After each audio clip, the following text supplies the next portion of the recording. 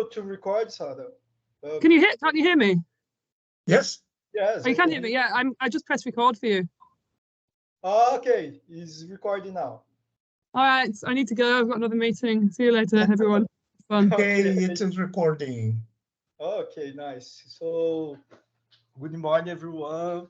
So, the lectures today. Yoshi. Yeah, my name is Yoshiaki from Federal Institute of Santa Catarina. I'm meteorologist and have a PhD in mechanical engineering. And my PhD was related to project for resource assessment. So that's all my topic today. So let's go. Let's start here our presentation. So if anyone have any questions, just raise your hand. Or I don't have two screen here, so I'm not going to see.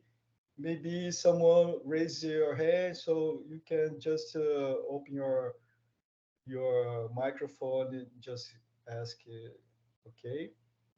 So my presentation here, I organize in four parts, basically three parts for this material. So I will talk about the introduction, so about the atmospheric science, how the wind blows, why, and how the circulation of the atmosphere process. So the second part, I will show here some, basically some results from my research about simulations, modeling, and all the campaign I collaborate in some wind farms here in Brazil. And then this third part is about, I think you have seen in the previous presentations about how to calculate the annual energy productions, what's the meaning of the capacity factor. So all these metrics relate to the wind resource. And then, so the other 1 hour later, we work on exercise here that I prepared here for calculate all these measurements, all these statistics for the wind and how to calculate the wind farm productions. Okay, so I think if my presentation here is too small, please let me know. I just reduce here the screen to be able to see two screens at the same time here. So let's move on. So let's start from this basic of the atmosphere. I'll talk about this air circulation. That's very important to understand how the wind blows. We move to understand this circulation from different scales, from micro scale, mass scale, and synodic circulation, large scale. From these very basic fundamentals physics, I describe more about specific about the weather and climate in Brazil. That we have basically three regions, of course, northeast, southeast, and south, and how the weather systems interact and affect each region in Brazil. Okay, so let's talk about the fundamentals here. The first parameter, the most important parameter for the atmosphere is the pressure, atmospheric pressure. And I like to say here about the Torricelli, that was the first that really understand that we live at the bottom of the ocean, that is the element is the air. So I just put here this animation that show clearly that there is a lot of mass above us. Some students ask me what's the meaning of atmospheric pressure. Some numbers like 1013 hectopascal. So what's the meaning of this number? How can I look at in a physical way? So if you understand that pressure is all the mass above us at a column of air of 1 square area. So we have about 10,000 kilograms, 10 tons of the air mass above us. So this is a kind of experiment that you have a vapor air here, and when you cools this air, it condensates and the air inside collapse.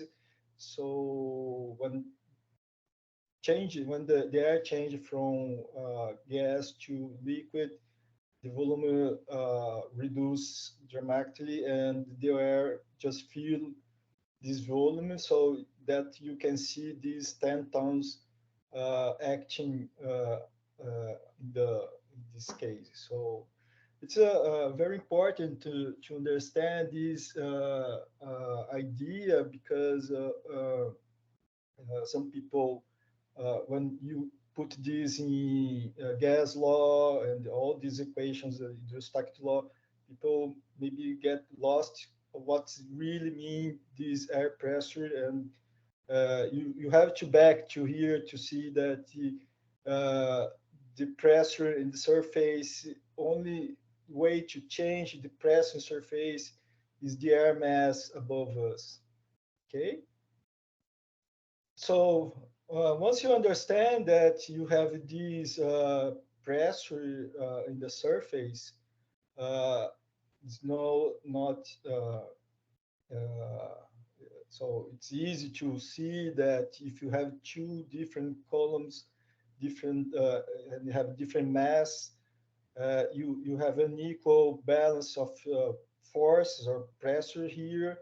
So the difference of the pressure between two columns, you have what we say the gradient pressure force. This is the the main driving, the main force, the source of the that it's possible to have the wind. So the wind uh, comes from the difference of the gradient pressure force, or basically the difference of the air, this column of the air spread in the atmosphere. So this is very basic that you can see in all the books, mostly for the wind energy books. And here in the next slide, I'd like to show a little bit more. I'm not sure if you all have background for thermal science. Here we need to know a little bit more, but if you have any question, let me know. So what happened in the atmosphere, basically, to understand the circulation, how and why the air moves, we have the wind, we need to understand the first step here. This is a very classic example in meteorology to understand the circulation. And we start here as example of two columns or two buildings at same size and same mass. And what we say here that we have hydrostatic balance here. What I mean is you have a gravitational forces pushing back, pushing down, and gradient pressure, vertical gradient pressure push up here. And then we have this hydrostatic balance that's quite everyone in fundamental degrees maybe have seen this. Delta P is Rho G delta Z. So this is we try in your models in your atmospheric models to keep these as prescribed physical conditions. And so what happened in the atmosphere that the solar radiation the solar radiation heat the surface, and this heat uh, warms the wear here. So we need to look at the first law of thermodynamics, that the internal energy, I just changed it, but the internal energy is equals heat less work.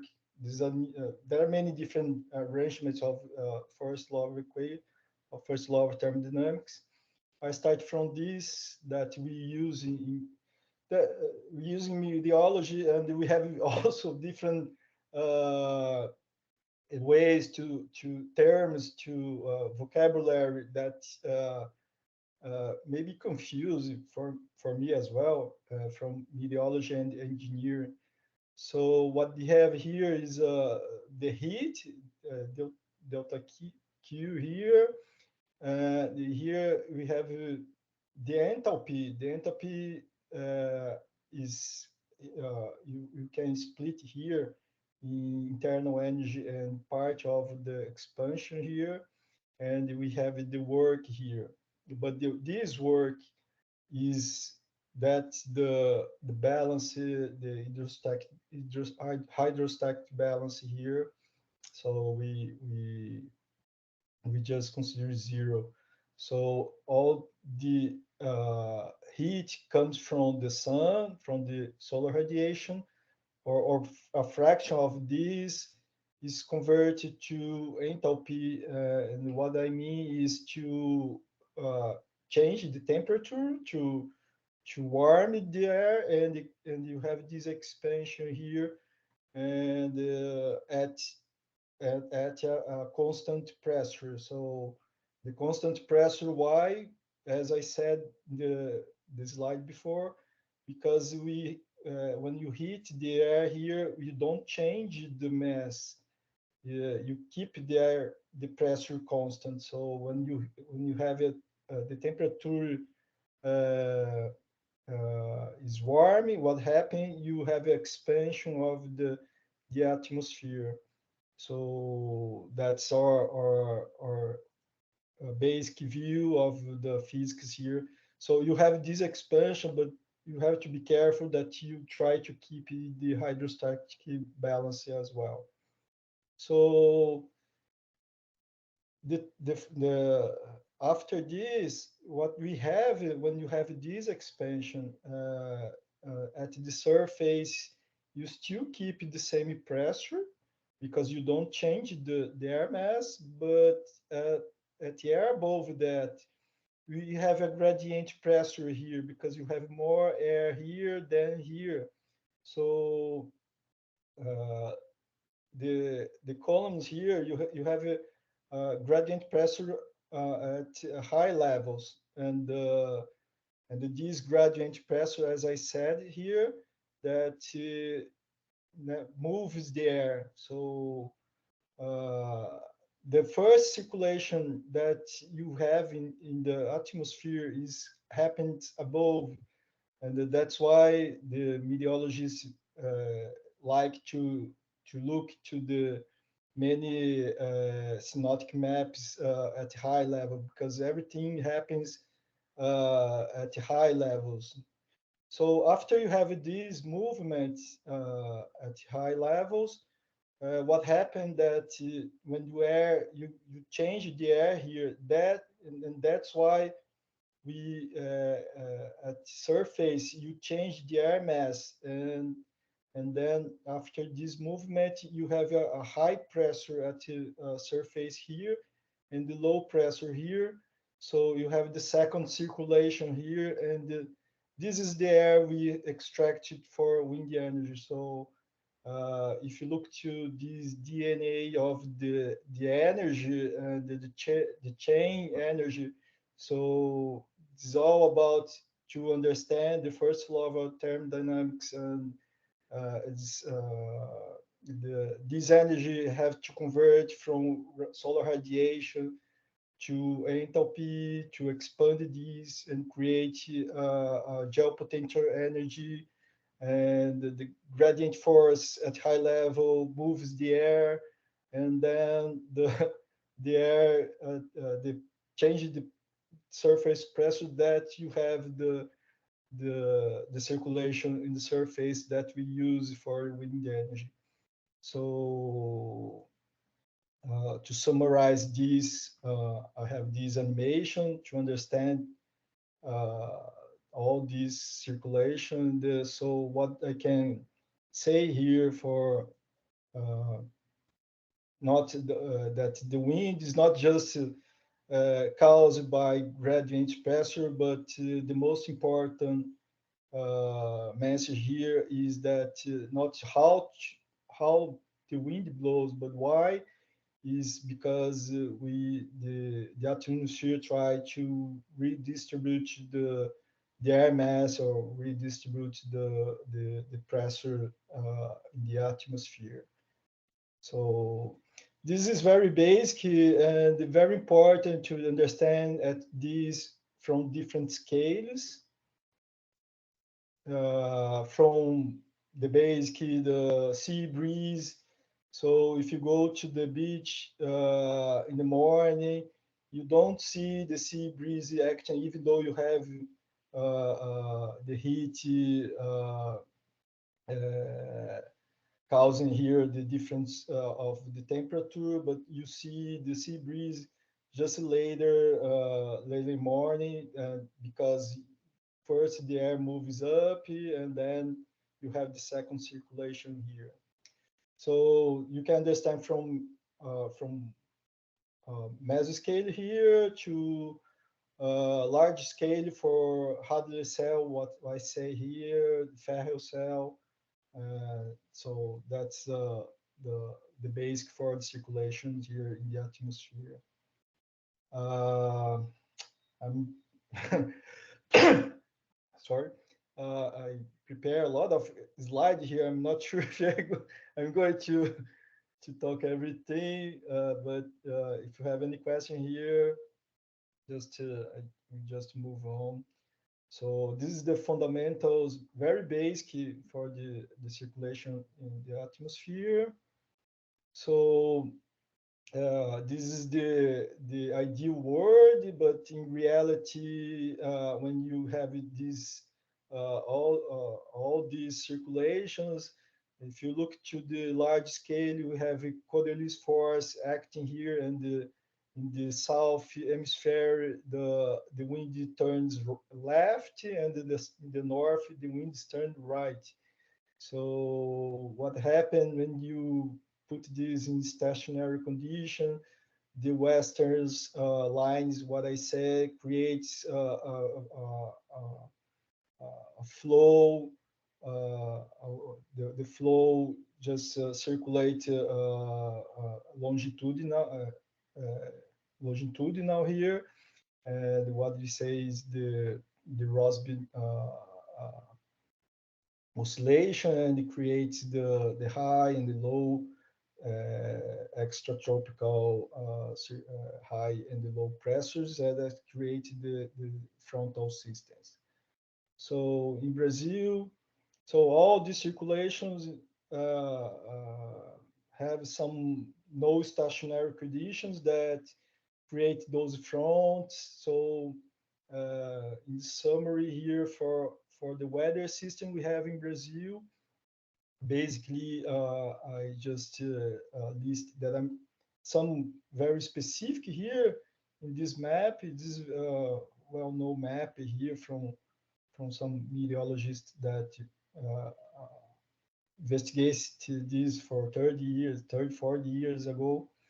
Uh, And so what's the most important for us to understand the weather system here in Brazil is this intertropical convergence zone that we say here ITCZ or ZCIT.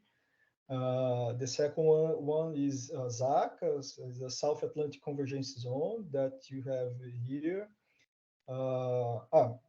And I'm talking about the weather system. And traditionally, for meteorologists, we classify those systems related to the precipitation, not the wind. So we look to these systems very related to the rain.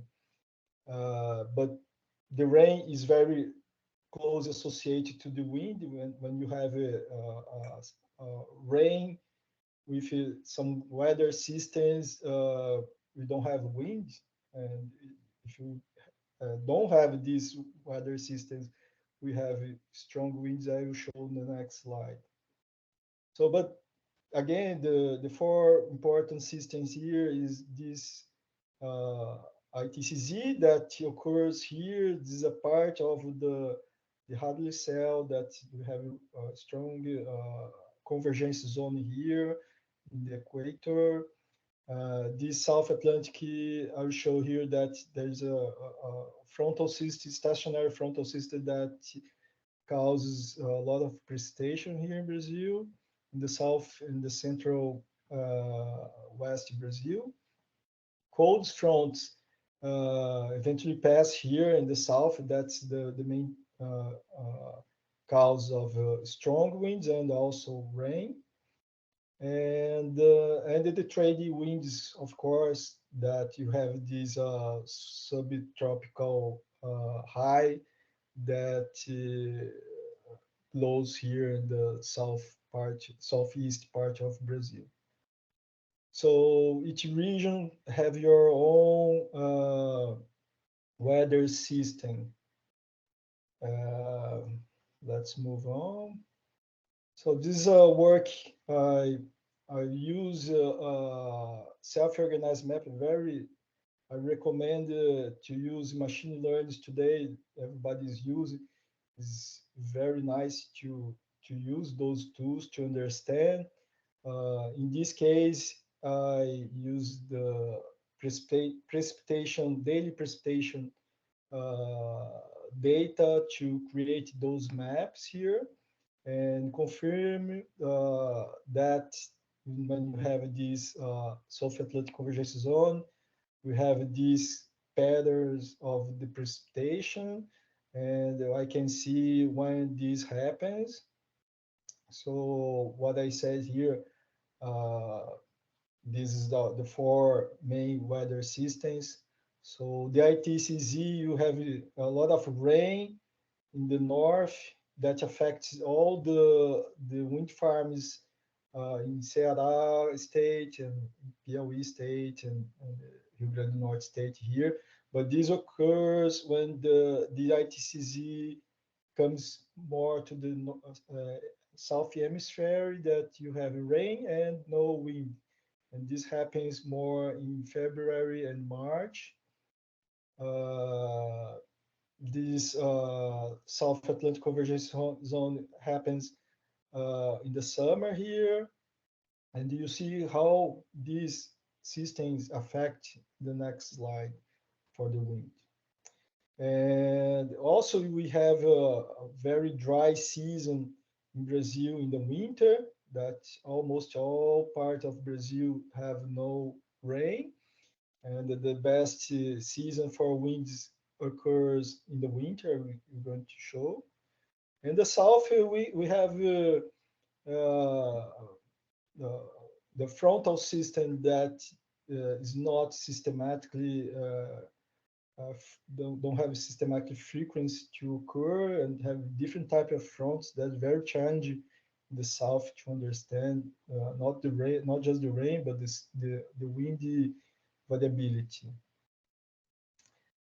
I need to go a little more faster in my presentation. So the correlation, as I said, that the winter season here, this is the Brazilian atlas that we can see from different seasons, and the winter season is our best season, and the dry season that's another good reason for our energy matrix to have this diversity of renewable energy for wind, not just hydropower. Okay, so let's move on here.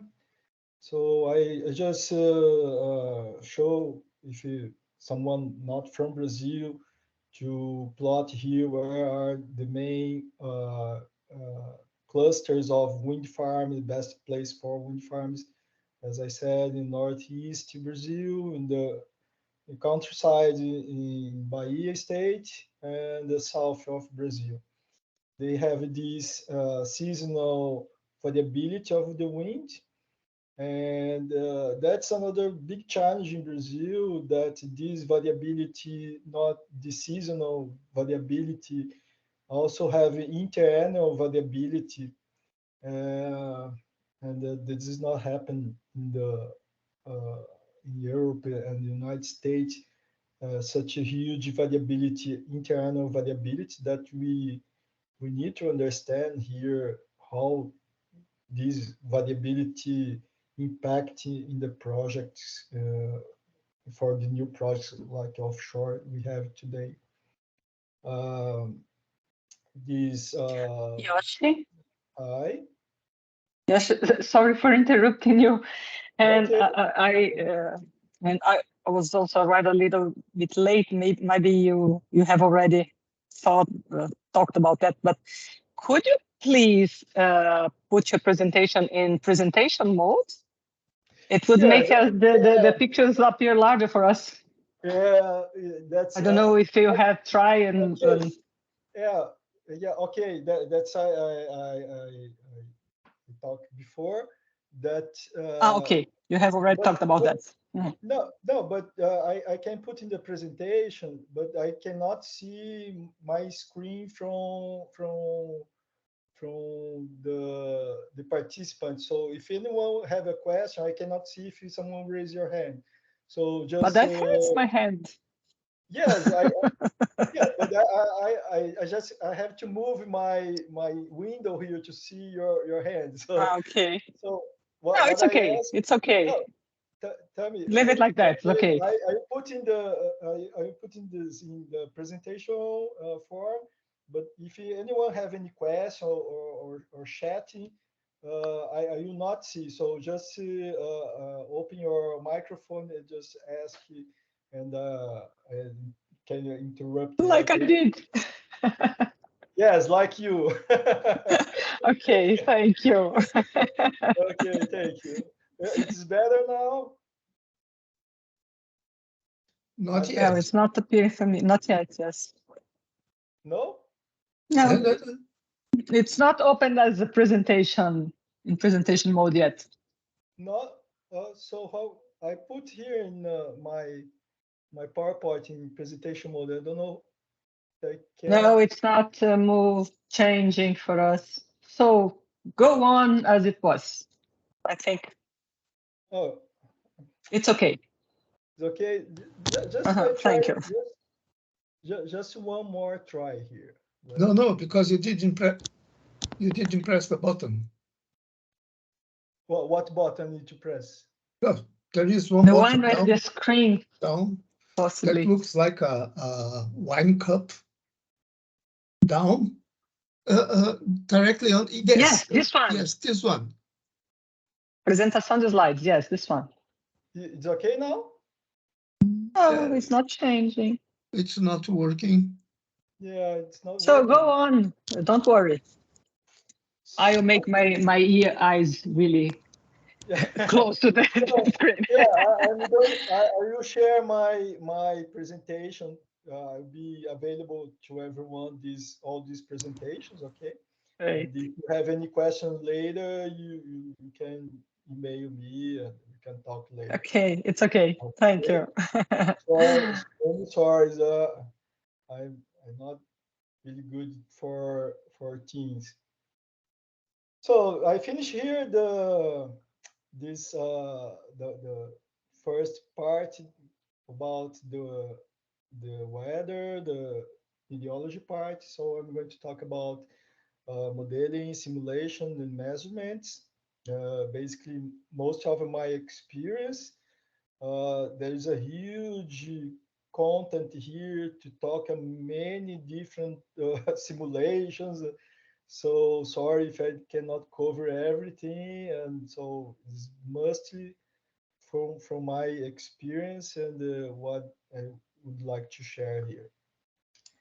So from specifically for offshore today, they are using the ADA 5 for reanalyze data to try to do this resource assessment. So that's the basic for map for EPE to see overview of where is may be the most possible and best winds along the coast in the offshore Brazil. So we have now a new area today that is close to Rio de Janeiro state here, and of course we don't have this in by the state. So what we have as I show some part of my experience in the onshore and try to connect to offshore and some difference and challenge we have for resource assessment for offshore. So we are going to work here in the practical exercise with the other files. Really easy and available, and the data is available to collect and do this map. Everyone can do this map. I just illustrate here one map I create using ADA 5 data. Just show the difference of the temperature and the sea surface and the air above that. So you can see negative temperature. So the air is warmer than the sea surface, and I will talk later about this condition that cause some stratification of the wind. So, but this is what is beautiful and what we see, but what we really knows and what we have here.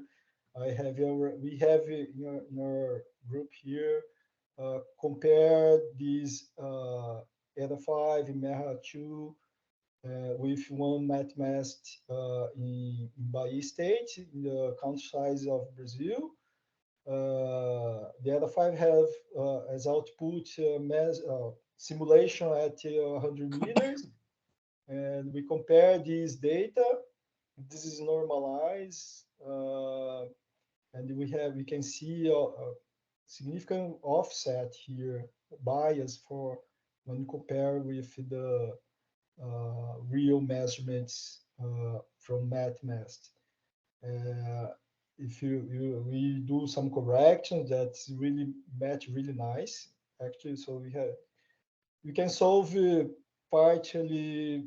Okay, you can remove this bias, it's okay, but this is a monthly average that you can have a good fit here. But if you put this in 10 minutes measurements in time series, you have a significant spread of the measurements. And of course, this comes from turbulence, wind shear, stratification, that all accounted here. So there are many work to do here, and this map has this correlation hiding from the error. So there are many improvements to do with this map. This is just a first map that we need to improve. Okay. So one thing to improve is to use the simulations, regional simulations. We say there are some terms we say downscale, that you can put this reanalysis data and increase the topographic resolution and introduce more characteristics of the surface, roughness surface, vegetation cover, and all this stuff. And then you can simulate these in a very high resolution. Just remember that the either five have I don't know if I put this, but a 0.225 degrees resolution, which means about 25 kilometers resolution spatially. And for these simulations, we can have more less than 1 kilometer, or we use 3 kilometers, not go to the gray zone to that is physical possible. So I just draw here some very basic idea of this WIF simulation that's mostly used for wind energy for simulate the mesoscale physics. So what we have different from runs, different from typical CFD, that you have some more models coupled to the model here. The core of the model is the same. We have the Navier-Stokes, we have the energy equation, gas law, state law here. So we have some parameterizations from atmosphere to introduce here and try to simulate these mesoscale models. And also that's why I put these the fundamentals, the part of the enthalpy here, that you have although we have we try to prescribe the balance of hydrostatic balance, but we have the enthalpy, we have the air expanding is not is uncompressible flow. So that's the problem here. We also introduce here. And then we move here to we have the many problems as well about the numerical computational simulations. The WIF is finite difference.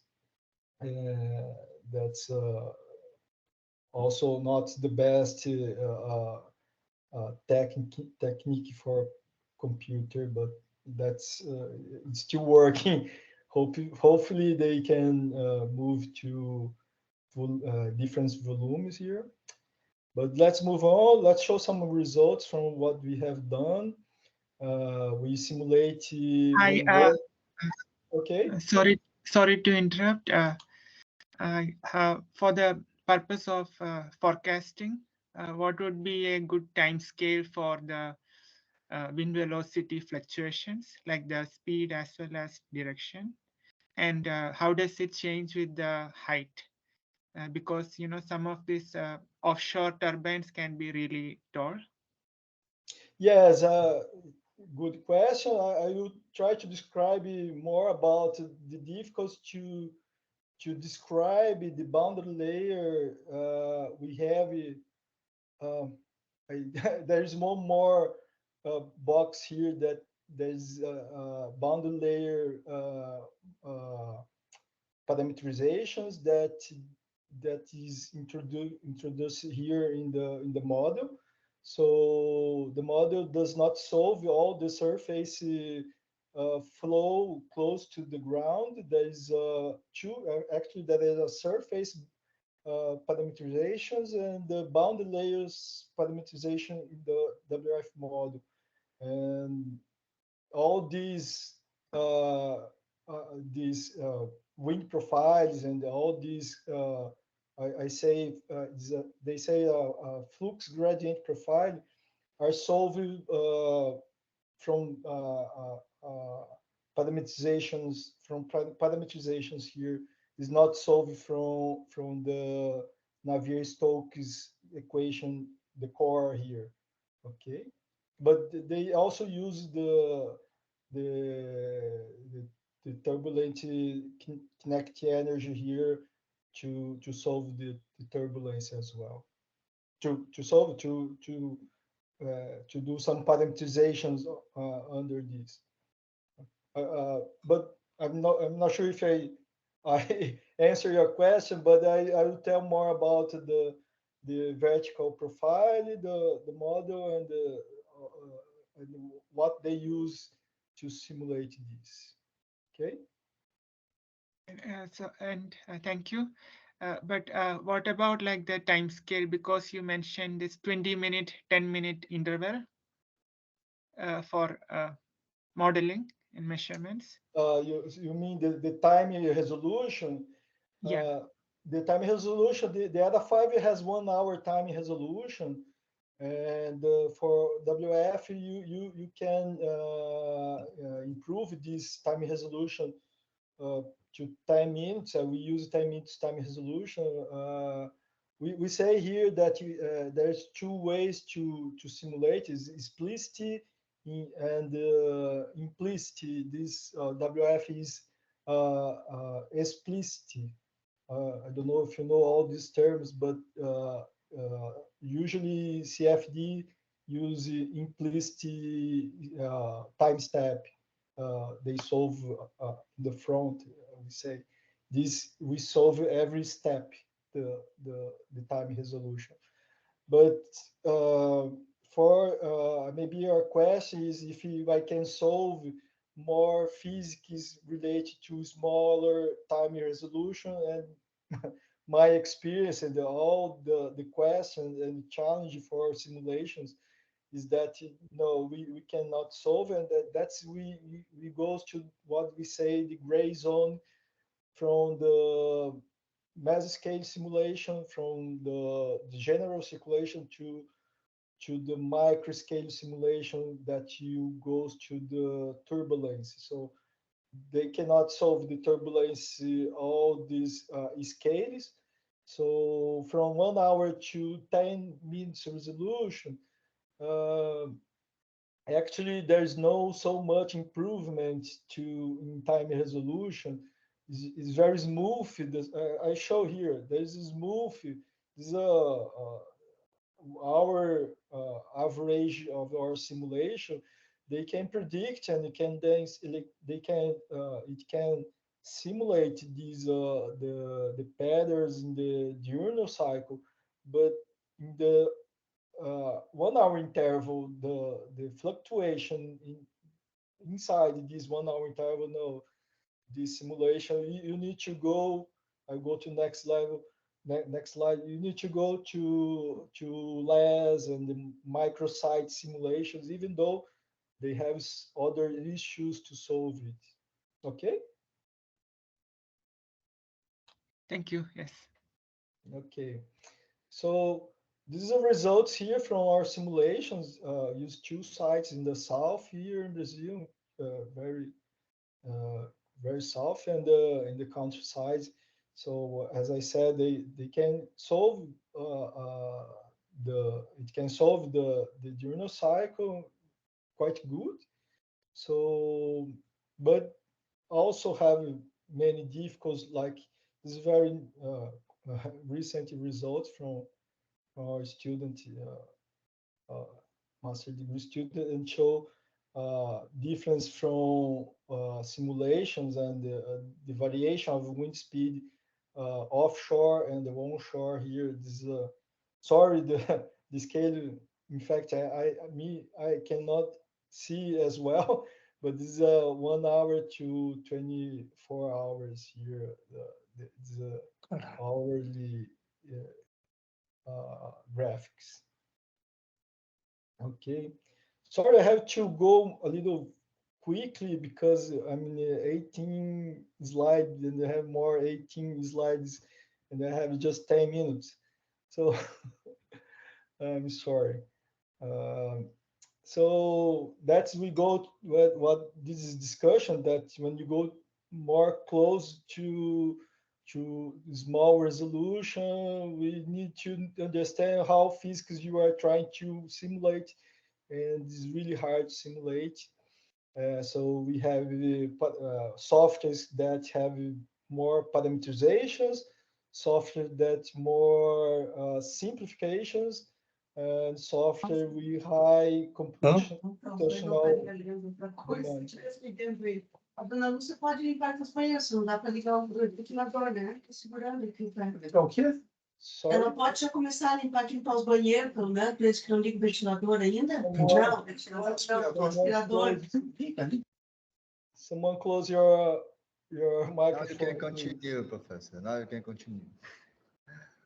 Okay, so the other issue we have in the offshore that we have some very good background to simulating even complex terrain, but in the offshore we have interaction with the ocean wave and the sea surface temperature that really affects the boundary layer, and so we need to move it from complex terrain to complex flow, and how we can simulate these, and so that's really big challenge. So from simulations, we go to the measurements. This is a very basic for look to the IEC norm. They describe all the heights and distance and dimensions from the boom here. So I try to be briefly here, but basically for the standard mass, they require 3 measurements, one at the top, one at the very close here as backup, 2 wind vanes, 2 thermal hygrometers, 1 barometer. In Brazil, we use this technical note for actuations, for energy, and it basically is the same. They follow the same guidelines as for the IEC norm. What we do as research, we go a little further. We do some measurements for boundary measurements. We use in our work sonic 3D anemometer measuring at 20 hertz that we can measure the fluctuations, and that's we can have really hard task to do in simulations. We try to understand the field, measure these fluctuations and these physics to try to do some parameterizations in the simulations. So we back here. So the 3D sonic 3D has a sonic temperature, so you can calculate, and one method to estimate the sensible heat flux. That is the enthalpy. That's the slide I showed before, and how the temperature, so this energy from the sun can expand the air and change the boundary layer and the wind flow close to the surface. And this all work we've done some last 2-3 years. This is a trilogy. I don't know how to say in English, but our PhD have done many works about this, understand about how these stratifications of the wind, and how important, in fact, here is important to measure the wind close to the surface, that where we have most variation of the wind. They unfortunately don't do this. There is the norm don't have this requirement, but this is so important for us to understand the surface interactions with the surface layer. Unfortunately, but we have more than 1,000 towers like that, and we just have three measurements. The first start at 40, 50 meters.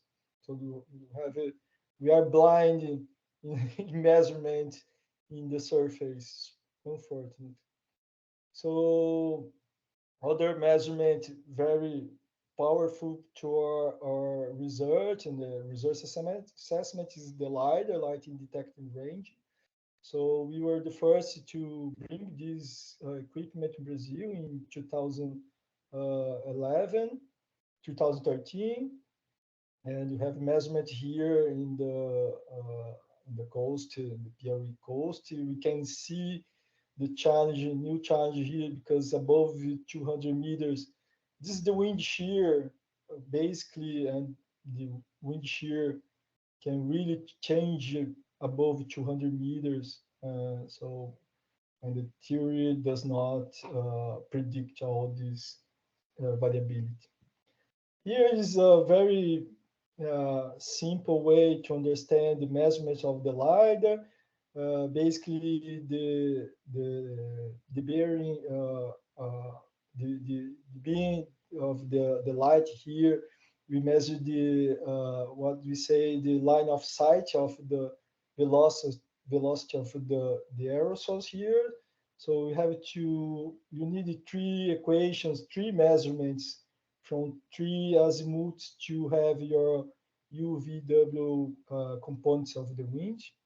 So there is a lot of things to describe here, but unfortunately I have to go a little further. In Brazil, we have many platforms, oil and gas platform that's the advantage in Brazil to try to have more measurements along the coast and have better improve our resource assessment from the reanalysis data to really local measurements. Here I move to best practices for reduce uncertainty. Of course, all the measurement need calibrations. That's really important. Understand the exposure of your measurement. In your case, the tower have your obstructions, but what we have for offshore, we measuring many in platforms that we need to understand the complexity and the obstruction of the flow. That is possible to do in wind tunnel, or we can use some other options like stable platform. Here, there's example of street platform. So there are many challenges to improve and correct this wind, and also many challenges in measurements in offshore conditions where it's not possible to install a mat mast, of course. Another practice and the other challenge here is to improve the boundary layer, the wind profile in the surface. How can we improve it? So basically, the norm use neutral conditions, or research here is all about try to improve this profile, but not just improve, because now we go, this is measurement from pedal do sal or LiDAR. You can see the theory goes straight and the wind start to reduce with height. So we need to understand this. So if you go to some theories, how to extrapolate these, the IC recommend the power law and the log law. That's very common use in the energy science. For meteorology, we try to understand this stratification. The most common use is the Munich-Volkov theory. So these are for our research, our next challenge research, try to improve this model and try to understand how the wind start to reduce with the height. We are proposing this new formulation here. This are part of our new research and still going on this. Have I will go a little more further to our time and try to reducing your practical exercise. Sorry, but this is the last part about processing and calculate all these metrics for wind energy.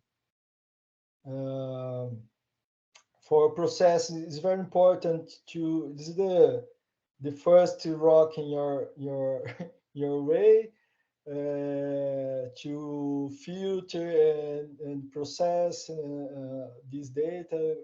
It's good to understand and read about how to have this quality assurance and how to filter and format your data. We are also working to try to standardize this metadata to so all data is in the same format and we use the same labels for wind so we can use the same codes. There's another task force we need to they are work on this. For processing and the recommendation for IC and APE, they require 3 years campaign. The sample is 1 second, average 10 minutes. This is really important. They require less than 10% of the missing data and no more than 30 days, consecutive days of missing data. For LiDAR, it's very challenging because the measurements is not 100% perfect. They depends on the strength of the sign, which depends of the aerosols content in the atmosphere. That's not the same for all the conditions. What we need to do when we have we want to first calculate the power curve. We need to normalize the wind with the air density, and the air density depends on the pressure, the temperature, and the humidity here. It's all in the norm. After you normalize, you can pick one power curve from the manufacturer that all power curve that you find in the data sheet or any data set database, they all need to compare with a normalized wind. So after you normalize this wind, you have the distribution of the wind here in blue, and you can pick the power curve and then calculate the annual energy production. I think you have done with SADA on the first day. So what we do basically is a totalize of the power for each frequency of the wind here. But we don't use this frequency in a discrete way, but we fit this with a Weber distribution and use this fitting distribution and the probability, and then totalize your annual energy production. Because of course you don't have if you're lucky, you have 100% of the data, but it's almost impossible to have 100% of the data. So we fit this to improve and solve this missing data.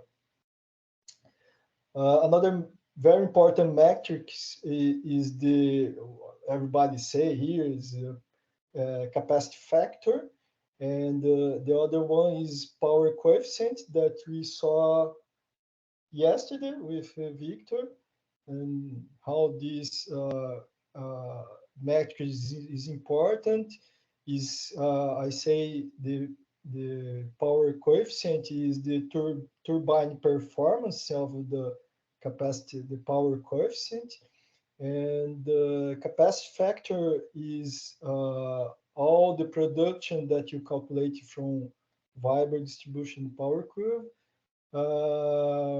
and is the ratio from the power ratio of 1 year. So that's the, what they say, the production performance. So that's what we have to be careful here, because we have this distribution, the wind distribution. If you go here for, if you go to a different distribution, you improve, you may have you increase your capacity factor, but if you move this here, you reduce your turbine performance. So there is an optimal turbine that you may have the best power performance with the best production performance. The last part here is the calculate the uncertainty of this annual energy production. This is all about this guide of expression of uncertainty measurement, BIPM, from BIPM, and they classify in statistic. They say category A, and no statistics category B. That's this is a very no too much math here. You have to estimate many uncertainties here, but the procedure usually they combine individually the category A and the category B in a beam-wise, which means that each beam of wind speed, you need to combine this uncertainty. And then when you have uncertainty of AP of which beam of wind speed, and then you combine all the uncertainty from the distribution. So if you have a loss, we know to predict this loss, we can correct this. If you cannot correct it, you just put this as uncertainty. So you have the AEP here. When you calculate the AEP from this slide, you have what we say is the P50. That is the 50% of the distribution. So what we use to calculate what we say here for actuation is a P90. So which means that you need 90% of the distribution to calculate this P90. I will show this in your practical exercise.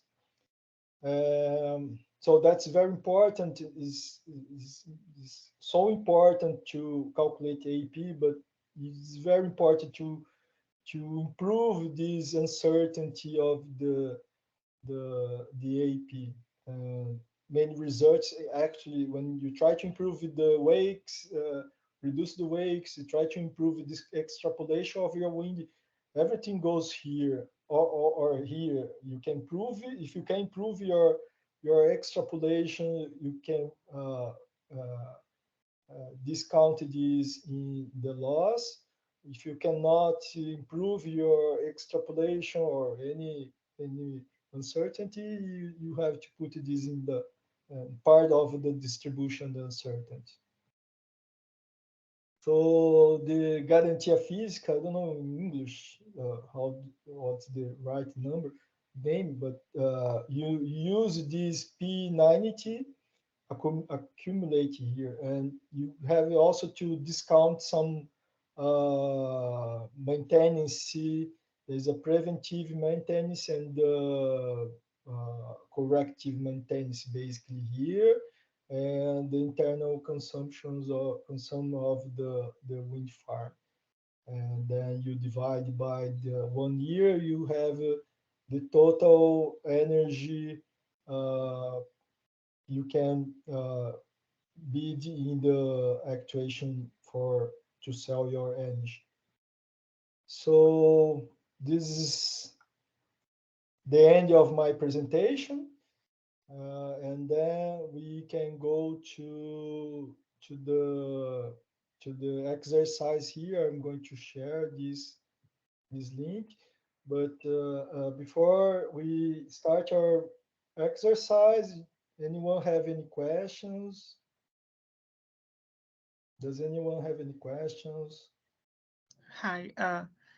For practical operation of a wind farm, do we need this 20-minute resolution for both speed and direction? Because the direction may not change so much, right? Yes, this measurement requirement for calculate all these annual energy productions, the IC norm request 10 minutes resolution and also 1 second sample for each average to validate your AEP, your annual energy production. You cannot use EDA 5 to estimate your annual energy production, try to sell your wind farm project. You need to follow this, the IC and of course the technical note of AEP. Okay. Yeah, just so do we are both speed and direction equally important? The wind speed, the wind direction, you mean? Yeah. Yes, the wind direction you help you to design the layout of your wind farm. Okay. So, and then there are some softwares. That's the next presentation. Rafael, you're going to show you the software he used, the PyWake. So the wind direction is all about how to improve your layout of your wind farm. But for calculate here, this AEP, you don't consider the direction here. Okay, just the wind speed. Okay, thank you. But the direction also may be affected by the measurement. Like I have the tower here. In this case, I have to remove this because the tower. So you have to introduce some uncertainty to your directions. Okay. So maybe indirectly you need to the direction, maybe you will be accounted as part of the some source of uncertainty of your campaign. Okay. Any more questions? I have a question. Yes. In the first slides, you were talking about pressure, and Yes. I was wondering if the pressure is maintained. If the pressure is maintained when the air is heated, how is that the pressure gradient is the responsible for the air movement? Sorry, could you repeat again? Okay, no problem. you said that the pressure is maintained because what changes is the volume. And Yes. I was wondering, how is that the pressure gradient is the responsible for the air movement? Did you understand? Yeah. So this is the energy that causes from the sun that causes the air to move. The first step here, when you heat the air in the surface, we don't change the pressure here because you don't the heat don't does not change the air mass. So the first step, the first process, there is no change of air pressure. The air pressure is going to change just after this column expand. When you expand this air, you have gradient pressures at above at high levels here, upper air here, and then you have the gradient pressure. I don't know if Oh, I remember the explanation you gave us that day now. Yes, I understood. Thank you. okay. There's no that's some confusion. People think that the heat from the sun are directly related to the gradient pressure, and there's this full process, thermodynamic process before uh, you create the gradient pressure in the surface and the air moves. You have the kinetic air that you extract from the turbine.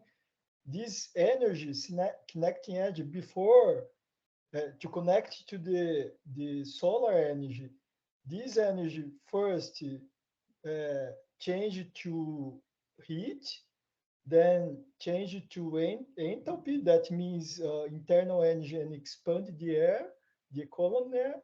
Then you have the gradient pressure in the upper air, and for distribution of the air, for continuous equation, you have the second circulation surface, and that's the energy we extract. There's a long way to the before the energy really turns to movement, to kinetic energy in the atmosphere. Okay. Any more questions?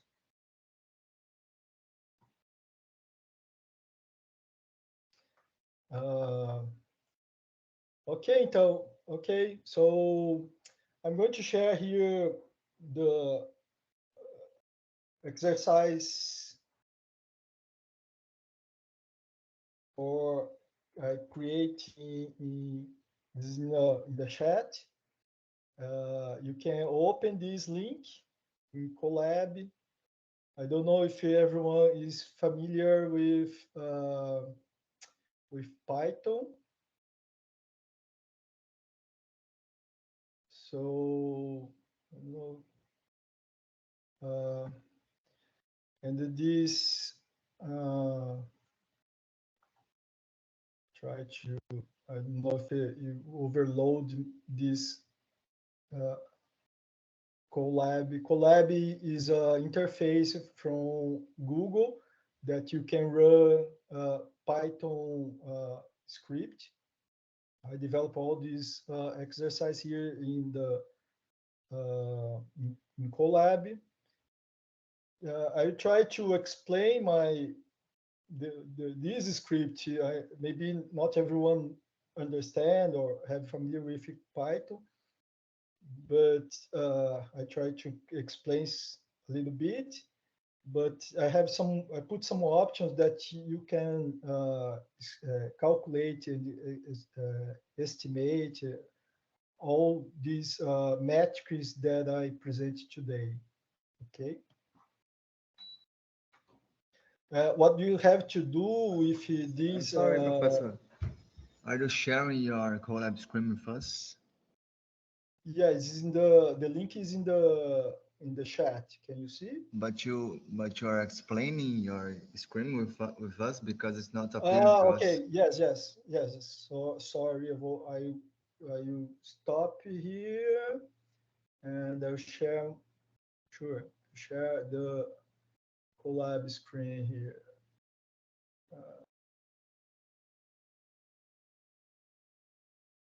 That's it. Okay. So what you have to do here to run your own script and change, you have to, can you see my screen now? Yes, now it's appearing to us. You can Okay, proceed. because this, you are not able, you're just able to copy and paste and read. If you want to run, you have to create save a copy to your drive. Okay, if you need also account for Google if you don't have.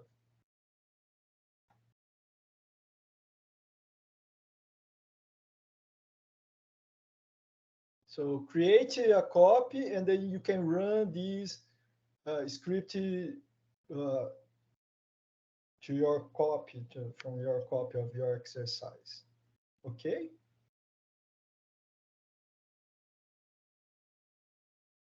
So what we are going to do here in our exercise is to plot a time series and the wind rows. That's a very first view of the wind.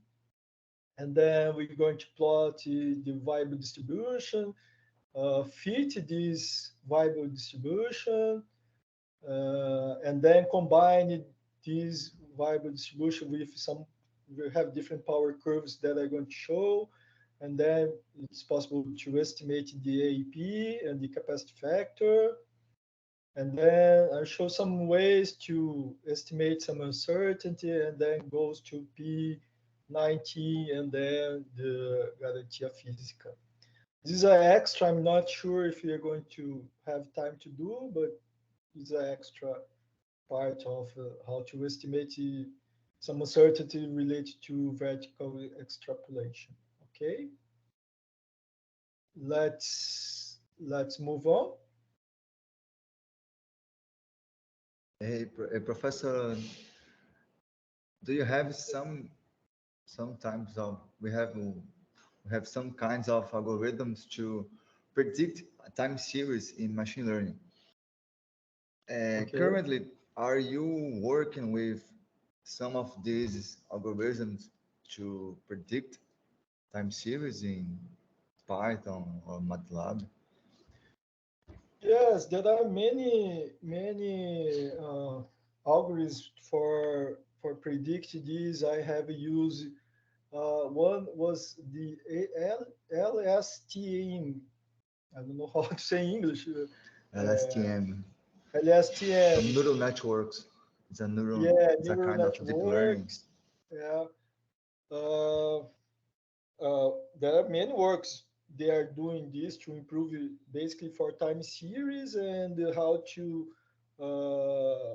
extrapolate in time series field some gaps that from measurement that were missed that are really nice. So, but I don't have a specific research or article that have some results to this, but I have seen some very nice articles related to improve this using machine learning. So that's a good practice to find some tools in machine learning to improve this. Some tools that I have worked, I show in one slide that using clustering techniques that is very interesting to try to separate in different groups, different wind conditions. It has been very useful for me to understand and separate different conditions.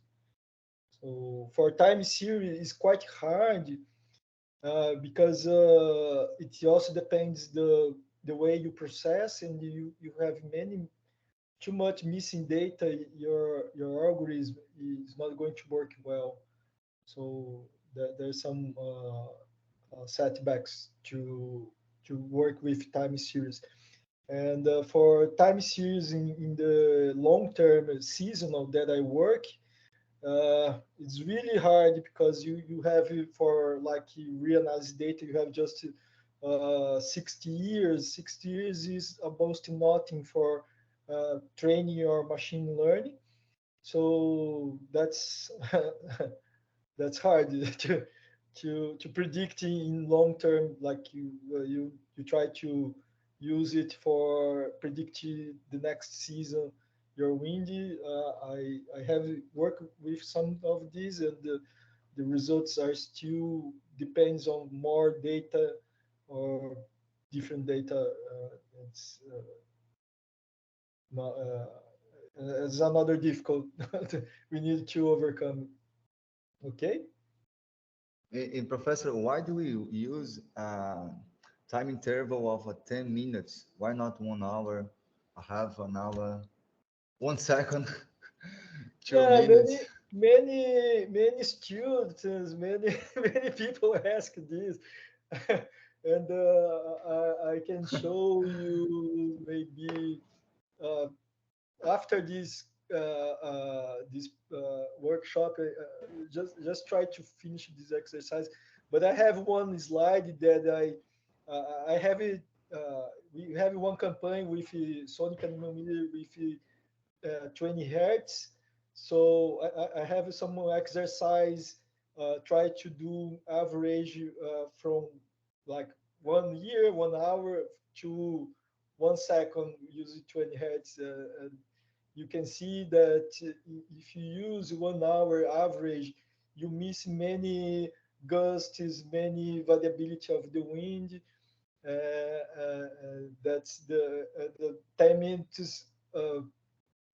I have not seen any manuscript really and exactly say why you use 10 minutes, but it's all about the minimal physics for turbulence you need to account this variability.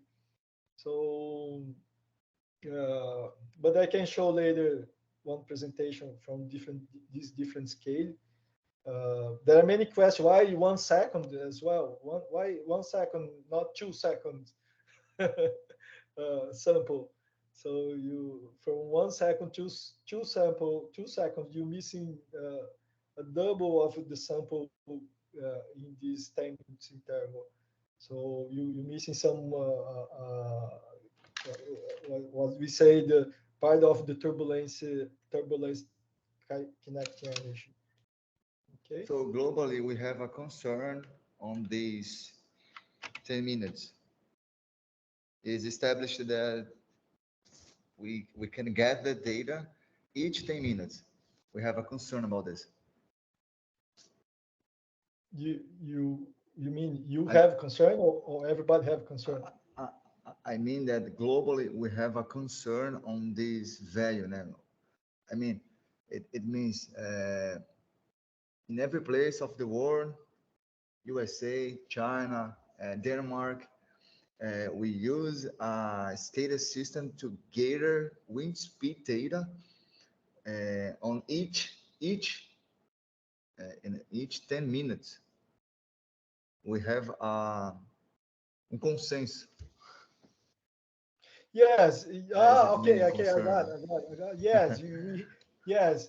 There is a committee, like committee that okay, everybody agree to 10 minutes. They say all say okay, 10 minutes is fine. Yes. That's the norm is all about. Yes, it's about this. Okay, Professor. Thank you. Okay. Hi, So okay, can you ask?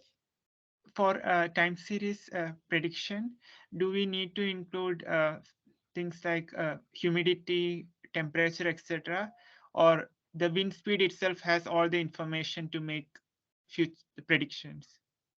You need all the temperature, humidity, and the pressure to correct the air density.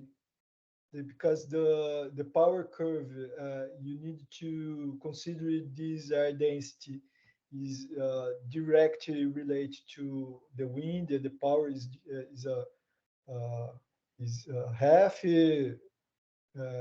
multiplied by rho, that the density, multiplied by wind speed, the power of cube.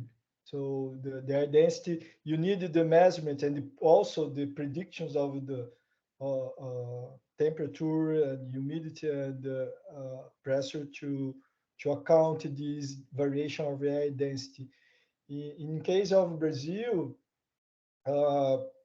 you have a tropical condition in the northeast and the south temperate and south temperate subtropical climate here, and in the south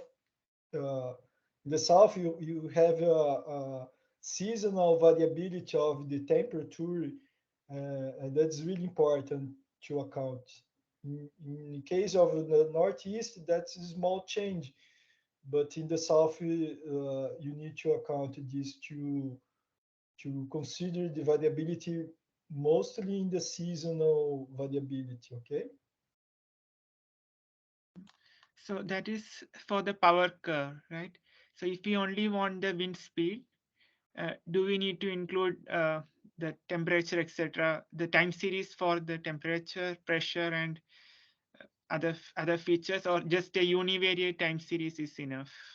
Yes, you need the time series. You need time series of the wind, time series of the temperature, the pressure, and the humidity. So if you look the norm, the IC norm, the math mask they require not just the measurement of the wind. You require the temperature, humidity, and pressure in your math mask campaign, and the time series, of course. If you Okay, don't but, need, if you don't have this, so what happened? No, I don't have, I just have wind speed. Okay, you can prescribe these parameters from climate average, but you need to account the uncertainty to this your calculation. Okay, like that's not prohibitive to estimate your AEP, but you increase your uncertainty. Okay. okay, thanks. I think, Professor, maybe he's asking to you if we need a univariate time series to predict wind speed, or we need a multivariate time series to predict time speed. Time speed. As you Ah, said, as you said before, né? As you said before, I sorry. need the temperature, Okay. Okay. humidity, wind direction. I think maybe. So, what kind of variables are necessary to predict the wind speed? To forecast, To predict not to predict, forecast. speak. Okay. To Forecast. forecast, you mean using machine learning techniques? You mean? Yes, actually Yes. that's right. That's what I wanted to ask. Yes. Yes. Okay. I miss. Sorry. Okay. It's clear now. Yeah, I have some tests with multiple input and just wind speed or using temperature and directions, and I have done some tests like that. And uh, it's really site specific this. If you do this in the wind speed, like you have trade winds in the northeast, that's very constant. Uh, Basically, you don't change it. There's no much change in temperature. You don't need to input. You use this as input in your machine learning algorithm. Just the wind is enough. Uh, but if you use it in the south, you have the variability in the of the temperature. Everything changes here because the frontal system. When you have a frontal system, the wind blows from the north, then the front changed to the south. The air changed from high temperature to lower temperature. So the from to south is more important. So you cannot generalize your algorithm to use the same multiple variables to different sites. So it's very site specific. Okay, and then you depends where you want to use your algorithm, and you need the feeling of the site and the variability of your parameters to select these. I don't know if I was clear. Yes, thank you. Okay. And then I have some tests this, and from my experience, less is more. Use the minimal possible parameters, because when you try to put more parameters, the algorithm also get more confused. So that's one tip. If you want to give some tips, use less is more for machine learning. Okay. All right, let's try to move on here in your exercise. So let's go. One library we don't have here as default here in the Colab is the NetCDF4, is the library that most of reanalysis data are formatted. So it's a compact format for many data sets used for reanalysis data, global data that are available. So the way you use it here, everybody can see my screen, right? Yes, we can. In Google Okay. Colab, yes. Google Colab, okay. So if you not install, you have to press here, and you need just to do once here, and then they install your NetCDF. So this is the three basic libraries in Python. I suppose that someone most don't know about Python, so I'll try to explain a little more details. If someone have your own experience in Python, please be patient. So this is the three basics. The pandas is the R language for most libraries. NumPy is the MATLAB library, and Matplotlib is just to do the graphics. I need to open the reanalysis data. I need this library. These I use to import the data direct from my GitHub, and these as well. I don't know if why I use this, but okay. I need this to import the database, the Power Curve database from one site. I need these two libraries.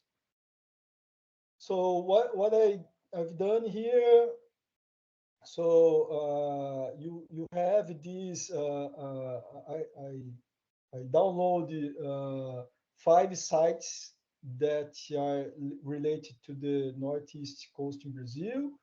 One in the close to Rio de Janeiro, and 2 here in the south part of Brazil.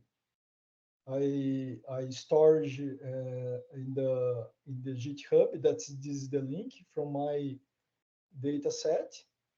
So the file, when you download from the site or from European ECMWF site, you have this kind of site data that you have NC, means NetCDF format. So you can choose here from 0 to 4, and you select the site and you upload this data. Okay, I'm going to do the number 1 this Rio Grande do Norte site. Okay, I'm play here, nothing happened, but if you put here like NC here, this data set was open, means the NetCDF opened the number one, that's this file. And if you type NC, you can see the metadata of this data file open. You can see all the variables here. So you have like in the site, you can select the data you want.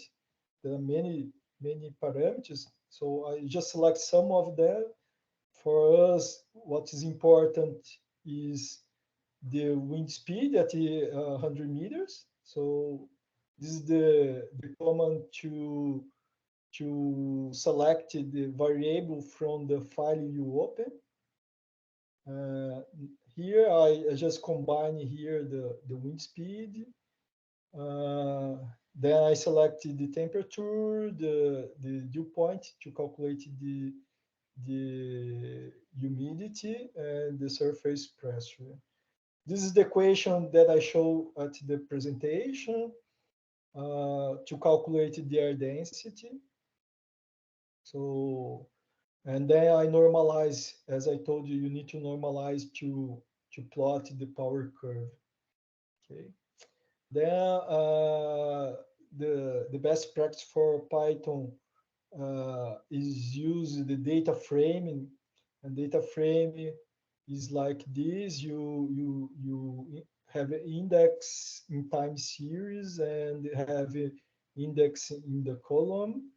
So so you have this time series of wind speed. That's the first graph you have.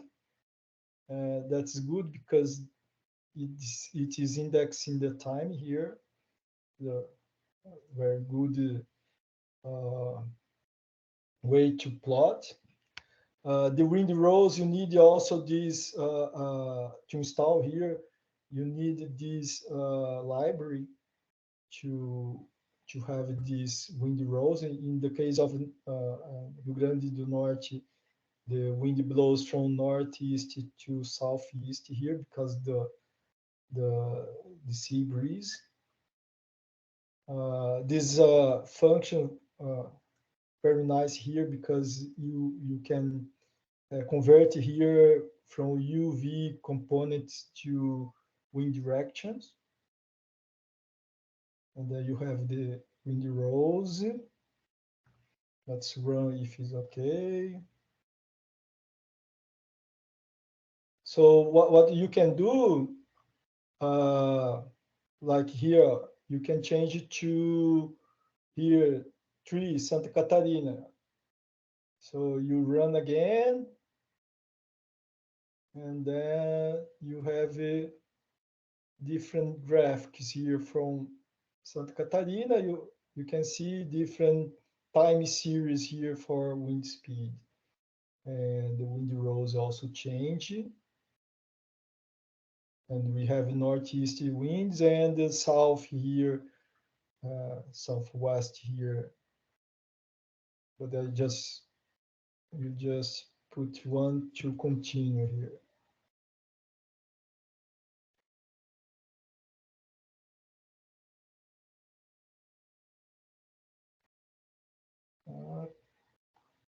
So once you have the time series, you can go to the variable distribution. So you can now have this plot here, the distribution of the wind, and the red one is the fitting that I use. Let's see, I use these two libraries. Size Python is another tools that people like to use. I use these libraries to fit my distribution, my wind speed distribution that give you us this ready fitting. And this fitting ready line fitting that I'm going to use to calculate the AP with the power curve. The other good thing, they give you the shape and scale of parameters, factors of the variable distribution. It's all calculated here. So there's a first step here to go to calculate the power curve.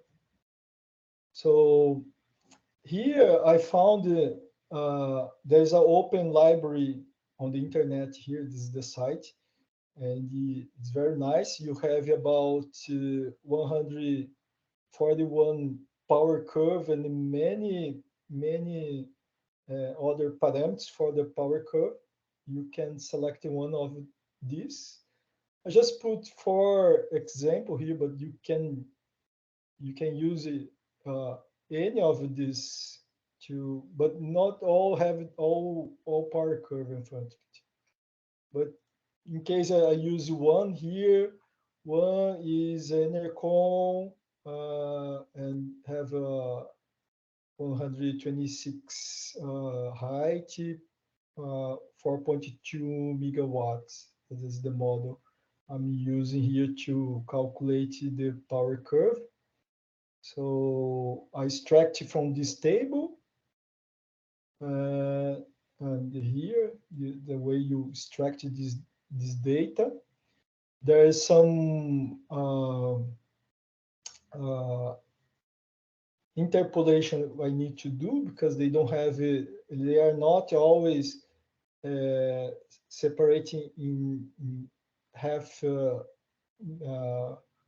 meters per second. So I have some extrapolation here to fill this data.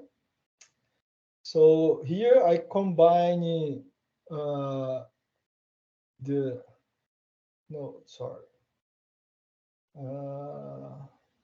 extrapolation.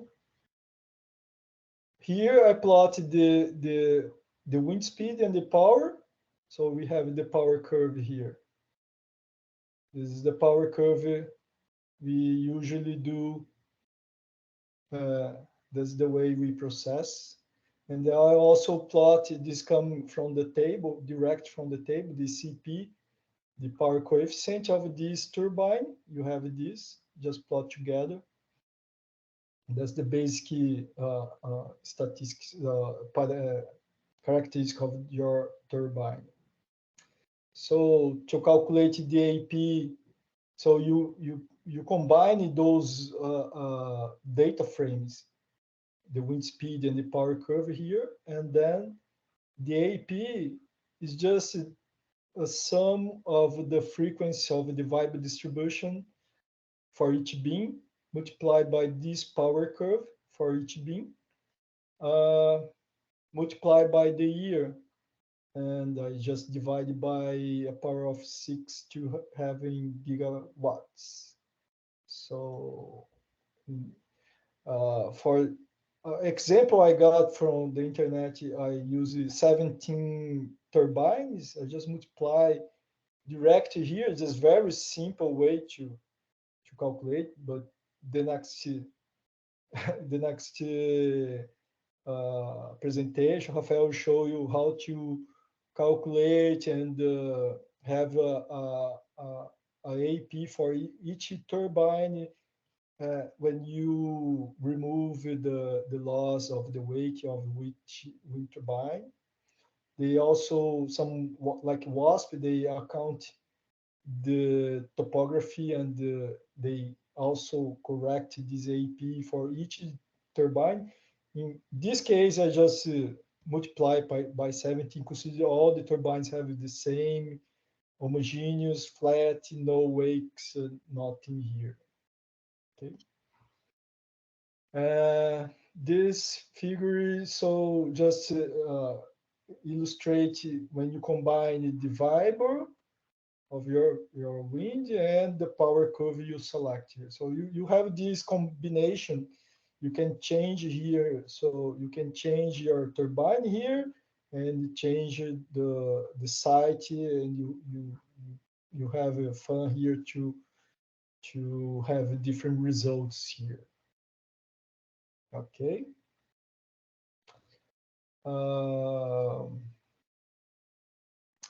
Now the capacity factor, you get your AEP and then divide by the power rate here. The maximum is the power rate, of course, the maximum. So you have the capacity factor. In this case was 49%. The turbine performance, that the power coefficient, is just the average, the power distribution with the CP. You have it, so average of power coefficient 0.4. That's a combination of these two curves. After you have the AP, that's the P50, you can like very know too much scientific, but you estimate your uncertainty to vertical extrapolation, horizontal extrapolation, weight loss. So there are no scientific, but there are many tools to do this, to improve this. And actually there are a lot of science to improve this. But for our example, it's very simple. Just put some numbers here. Then you can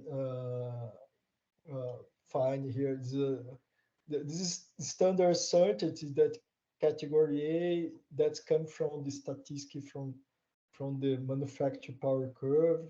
They use all the measurement.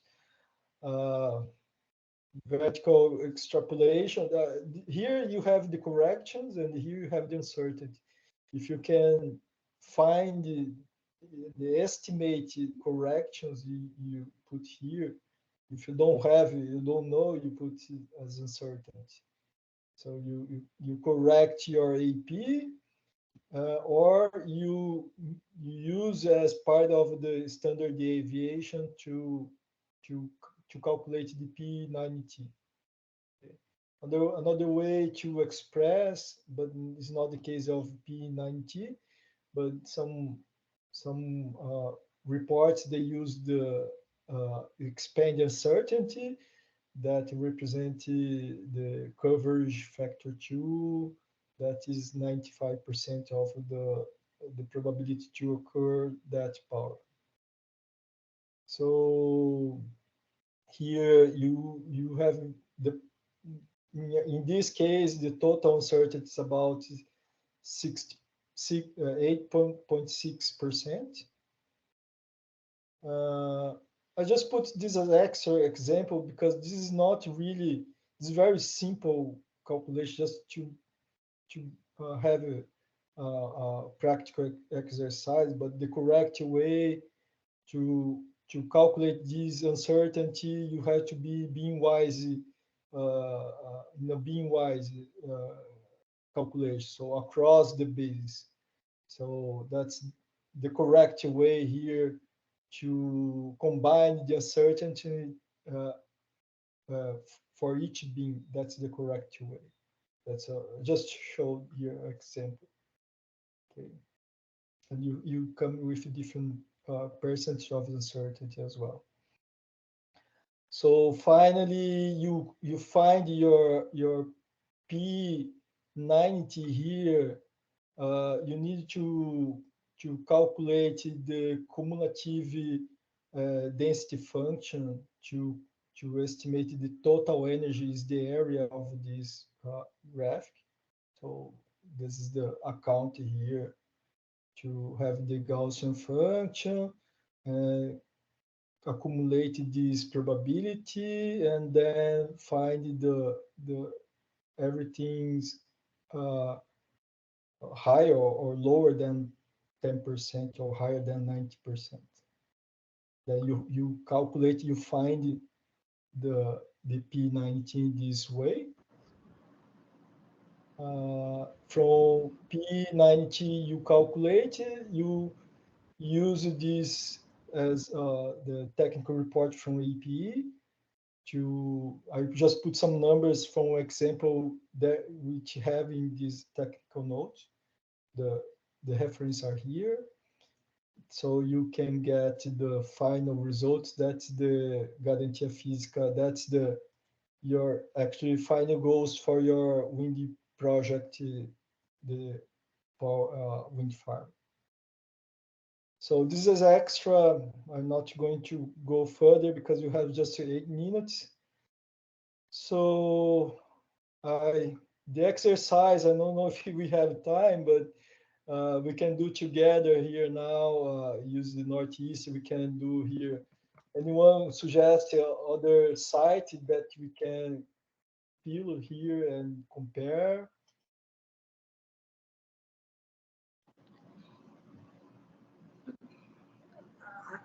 Thank you, Josh. Very nice. This.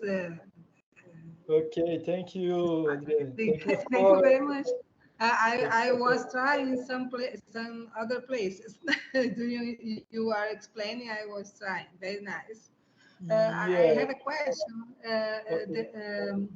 Why the annual energy is in gigawatt, not gigawatt per hour, gigawatt year? Here? No. This is a medium value.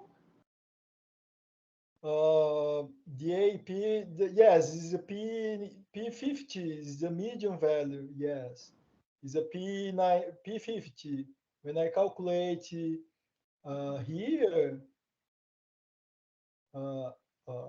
let's see.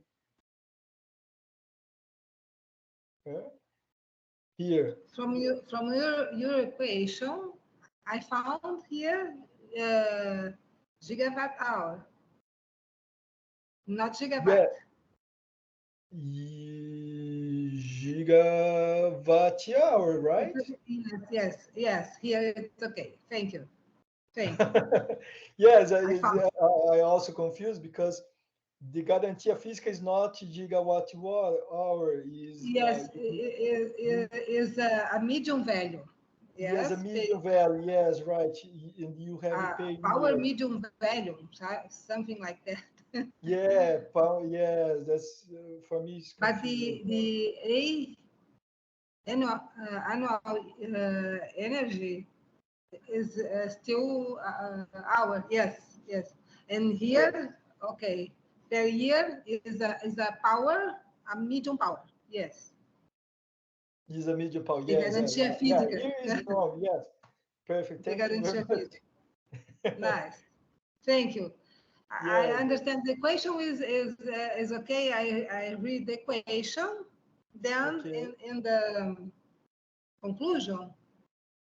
Yeah, it was wrong. I couldn't understand. Okay, thank you. Yeah, yes, here is everything okay. Thank you. And the Garantia Física is not an energy, is something like a medium power, annual medium power. Yeah, because the time you cancel here, you cancel here, there will be power here.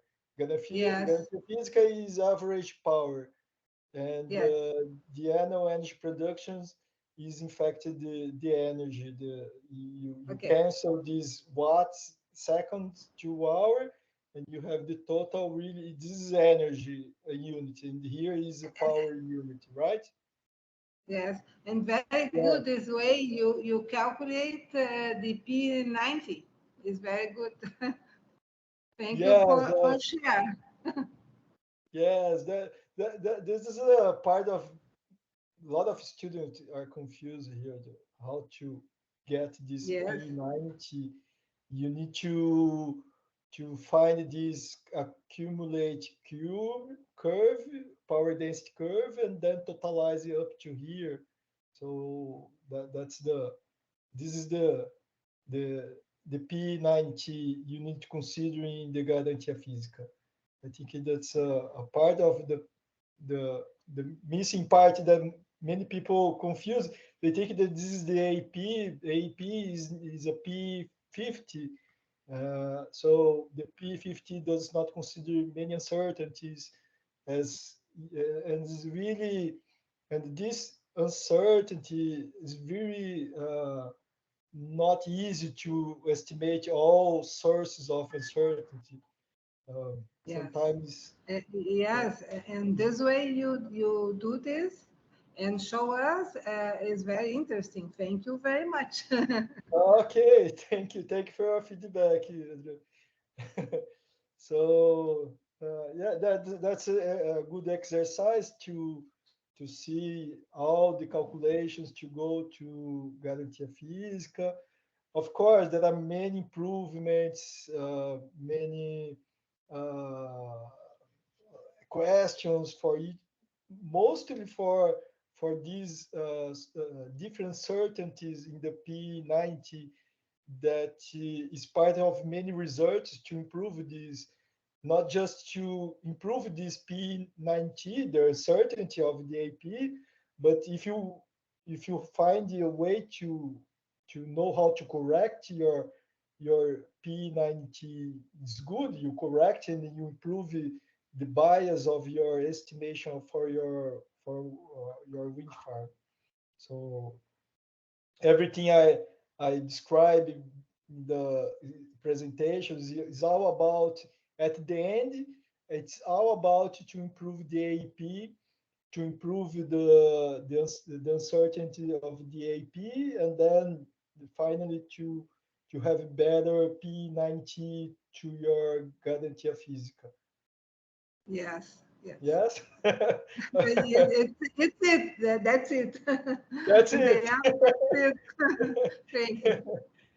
This if you do your dissertation, your thesis, what you are trying to do at the end to the end is to show that your AP have a better estimation, and this is very important. People always want to question, have a question like, how can I reduce your project cost? It's not, or resource assessment is now about to reduce costs of your capex or opex. It's all about how to have a better estimation for your production. This is another part of the equation that if you don't know, like you have, I do this example. If you have a restaurant, what you want to know how many people comes to your restaurant to and how much you can sell at this point, at this neighborhood. That's what we want to know. It's not about you can reduce your rent or your energy consumption. It's not about this. It's about how much energy, how much is your productions, your how do you say your revenues of your project, and this is very important because it take account the risk of your project, and we have many challenges about this to improve this estimation. So what we have today in the offshore conditions is just reanalyze data, and I show you that there are many uncertainties so far. You need a lot of insight or site measurements, and improve the simulations, improve the how to extrapolate vertically, horizontally. So that's it. Yes, a lot of work to do. A lot of work to do. So let's see if it's 11. It's just I don't know if he's recording. He's still recording. I don't know if Rafael is here. Let's see. Yes, I'm here. Can you hear me? Yes. Olá, olá a todos. Just one little thing. I'm having trouble to actually seeing your presentation, and I'm afraid that the same is gonna happen with me. So I will try to see if it works here in Teams. Otherwise, we will have to switch to my personal Zoom room. I hope that's not a problem. So I'm finishing my presentation, and I'll give you the voice to Rafael now to follow. And sorry, so there are some things here that unfortunately I cannot record because of DTU